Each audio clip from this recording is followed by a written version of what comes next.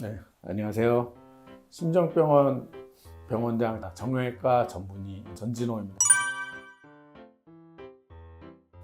오십견에 대해서 말씀을 드리겠습니다. 오십견이란 무엇이냐면 어깨에 관절이 있으면 관절막이 이렇게 싸고 있는데 관절막 자체가 약간 딱딱하게 굳어서 관절의 가동 범위가 이제 줄어드는 그런 질환이라고 생각하시면 됩니다.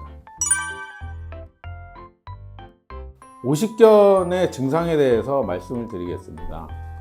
초기와 중기, 말기 구분을 할 수가 있는데 초기인 경우에는 어깨에 통증만 이제 계속 지속적으로 몇 개월 정도 쭉 유지가 되는 그런 과정이 있겠고요.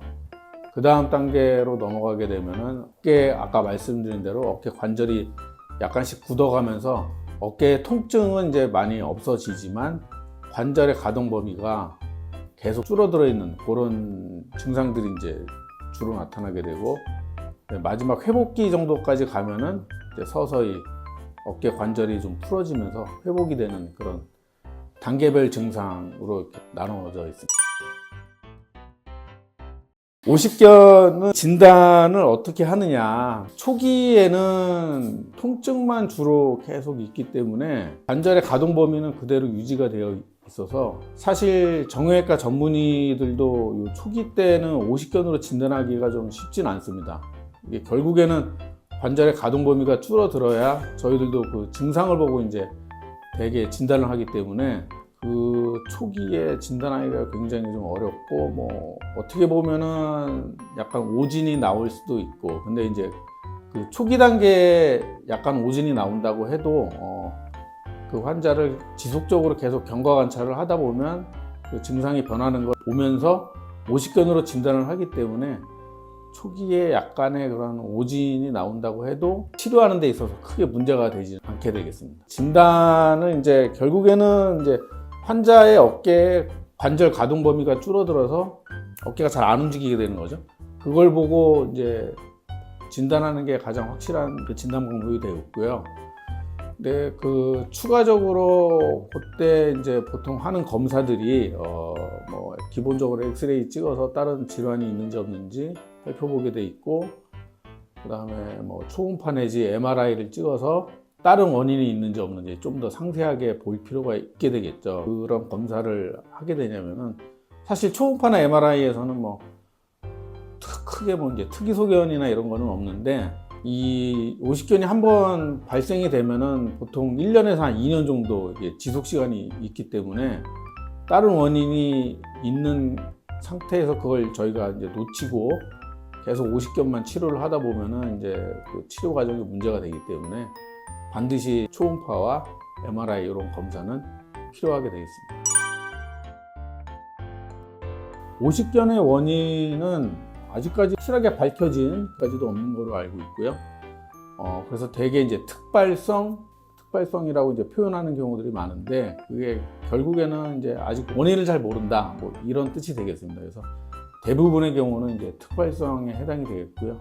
2차적으로 발생하는 경우는 이제 주로 발생하는 경우가 외상에 의해서 외상 이후에 가볍게 어깨를 좀 삔대든지 아니면 어떤 수술을 받았다든지 뭐 어깨가 한번 빠졌다든지 이런 외상이 발생한 이후에 그 2차적으로 오십견이 잘 발생하게 되어 있고요. 그 다음에 당뇨가 있으신 분들이 전부 다 그런 건 아니지만 조금 더 오십견 발병 확률이 좀 높긴 합니다. 네, 오십견 치료에 대해서 말씀을 드리겠습니다. 처음에 말씀드린 것처럼 아주 초창기 초기의 그런 증상, 그 다음에 좀 진행됐을 때의 증상, 마지막 단계쯤 갔을 때의 또 증상들이 다 틀리기 때문에 그 단계별 치료가 뭐 조금씩 이제 차이가 나게 돼 있고요. 그래서 기본적으로는 이제 비수술적인 치료들이 이제 주를 이루게 되겠죠. 주를 이루게 되고, 특히 초기인 경우에는 이제 통증 위주로 저희가 관절에 이제 자꾸 염증기가 발생하면서 통증이 발생하는 거기 때문에 통증을 가라앉히는 그런 치료를 주로 시행을 하게 되어 있습니다. 약물 치료, 뭐 주사 치료, 그다음에 기본적인 물리치료라든지 이런 것들이 포함이 되어 있고요.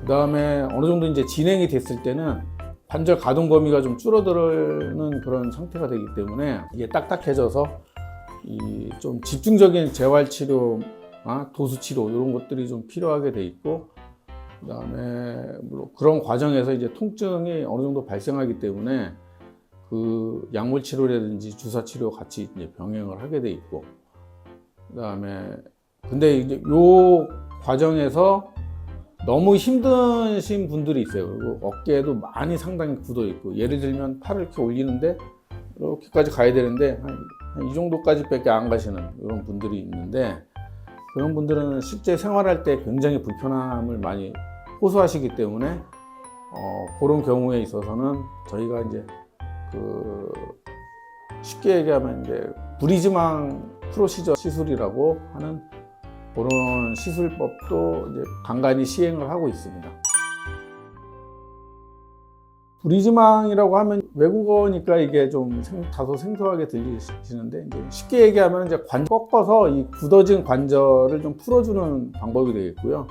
그 꺾는 때 이제 너무 아프니까 저희가 뭐 마취를 살짝 걸고, 그러니까 수면 마취 하듯이 그 정도의 마취를 간단히 걸고, 이게 시간이 오래 걸리지는 않습니다. 그래서 한 보통 5분 안쪽으로 다 이제 끝나게 되어 있는데요. 그런 식으로 이제 관절을 꺾어서 그 관절을 좀 풀어주는 그런 시술법이 되겠고, 그래서 그 관절을 꺾게 되면은 실제 그 관절막이 어떻게 되냐면은 좀 찢어지게 돼 있어요. 그러니까 시계로 치면 이제 1시에서 11시 방향까지 이렇게 관절막이 자동으로 이렇게 찢어지게 돼 있습니다. 근데 그거를 육안으로 확인하려면 관절경으로 여기 이제 구멍 뚫고 들어가서 저희가 카메라로 다 찍어서 볼 수도 있지만은 굳이 그런 과정까지는 하지는 않고요. 뭐 그렇게 간단하게 환자분들 편의를 위해서 그렇게 하게 돼 있고, 브리즈망 이제 시술을 하면은 이제 환자분들이 궁금해하시는 게 뭐 입원을 해야 되느냐 마느냐 뭐 이렇게 얘기를 하시는데, 그 아무리 간단해도 그래도 약간 이제 마취를 살짝 하는 거고, 그리고 이제 하고 나서 어느 정도의 통증이 좀 발생하기 때문에 그런 통증 조절 목적으로 짧으면 하루 아니면 한 2, 3일 정도의 그 입원 기간을 좀 가지고 이제 보통 시행을 하고 있습니다. 브리즈망 시술이 도움이 많이 되시는 환자분들이 어떤 분들이냐면은, 아까 제가 처음에 말씀드린 것처럼 어깨가 많이 굳어서 이 정도밖에 안 올라간다, 뒤로 돌아가는 것도 마찬가지죠. 잘 안 돌아가고, 실제 생활에 있어서 너무 이렇게 불편하신 분들, 굳어가지고 이런 경우에 이제 받으시면은 회복 기간을 대폭적으로 좀 단축을 시킬 수 있기 때문에 많은 도움이 되겠고요. 하고 나서도 근데 이제 환자분들도 이후에 퇴원하고 나서 꾸준히 좀 통원 치료 하시면서 재활 치료 좀 계속 유지를 해줘야 되고, 통증도 초반에 한 달 정도까지는 그래도 약간 어느 정도 아프기 때문에 약물 복용이라든지 이런 걸 같이 병행을 하고 있습니다. 그래서 브리즈망 시술을 할 때 입원을 하면 조금 더 좋은 게 왜 그러냐면은, 이제 통증이 아무래도 이제 관절막이 일부 좀 찢어지기 때문에 그거로 인해서 오는 통증들이 좀 있거든요. 그래서 그거를 좀 가라앉히기 위해서 적극적인 이제 그 약물 요법이라든지 이런 것들이 좀 필요한 경우가 많기 때문에 입원을 좀 해서 그래도 그렇게 통증 치료를 하는 게 좋고, 근데 아프긴 한데 그게 막 일반적으로 우리가 수술하고 나서 아픈 통증보다는 좀 강도는 많이 약하긴 하죠. 그래서 너무 큰 염려는 안 하셔도 될 것 같습니다. 오늘은 오십견과 치료법인 브리즈망 시술에 대해서 좀 자세히 얘기를 하였고요. 오십견이 어떻게 보면은 그 명의가 될 수 있는 질환이고, 그러니까 적절한 시기에 치료를 했을 때 환자분들이 워낙에 결과가 좋기 때문에 명의가 될 수도 있고, 치료를 잘 못하면은 이제 환자분들 원망을 좀 많이 듣고 그런 질환이 되겠는데, 그렇기 때문에 조금 더 경험이 많은 그런 전문의를 찾아서 이렇게 치료를 받으시는 게 꼭 필요하다고 생각합니다.